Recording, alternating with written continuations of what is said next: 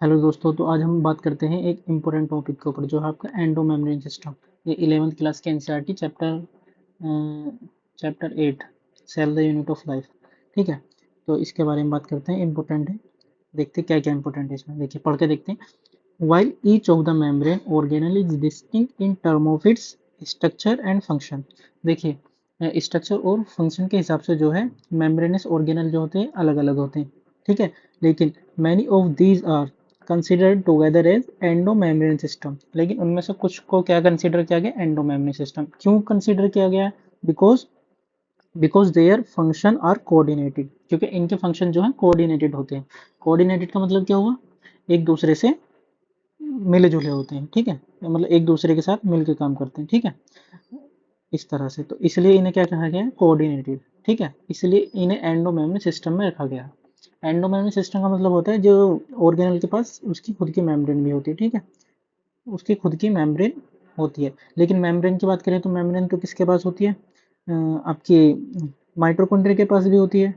ठीक है, और आपकी प्लास्टिड के पास भी होती है। जैसे माइटोकॉन्ड्रिया के पास होती है, क्लोरोप्लास्ट के पास होती है, पेरोक्सिसोम, इन सब के पास भी होती है। लेकिन इन्हें तो एंडो मेम्ब्रेन सिस्टम में नहीं रखा गया। तो इन्हें इसलिए नहीं रखा है क्योंकि इनका जो है जो फंक्शन है वो कोऑर्डिनेटेड नहीं होता। ठीक है, the endo membrane system include endoplasmic reticulum, Golgi complex, lysosome और वैक्यूल। तो इसमें क्या क्या इंक्लूड किया गया है? आपका एंडोप्लाज्मिक रेटिकुलम है, गोल्जी कॉम्प्लेक्स है, लाइसोसोम है और वैक्यूल। ये किसके अंडर आते हैं? ये आते हैं आपके एंडो मेम्ब्रेन सिस्टम के अंदर। और क्या क्या नहीं आता ये भी ध्यान रखना है। क्या क्या नहीं आता? क्या क्या नहीं आता? माइटोकॉन्ड्रिया नहीं आता है, क्लोरोप्लास्ट नहीं आता है, पेरोक्सिसोम नहीं आता है। ठीक है, ये नहीं आते। ये क्यों नहीं आते? Because they are not coordinated with the above components. तो इनका जो फंक्शन है वो कोऑर्डिनेटेड नहीं है। किसके साथ? जो ऊपर वाले आपके वो है सेल ऑर्गेन। ठीक है, तो इसलिए इन्हें एंडोमेम्ब्रेन सिस्टम का पार्ट कंसिडर नहीं किया जाता। ठीक है, ये फन। अब थोड़ा सा देख लेते हैं एंडोप्लाज्मिक रेटिकुलम का क्या फंक्शन होता है। प्रोटीन एंड लिपिड का सिंथेसिस करता है। अगर रफ होगा तो प्रोटीन बनाएगा और स्मूथ होगा तो लिपिड बनाएगा। ठीक है, और उसके बाद है गोल्जी। गोल्जी कॉम्प्लेक्स करता है पैकिंग का काम करता है। जो प्रोटीन बनती है उसे पैक करता है, मॉडिफाई करता है।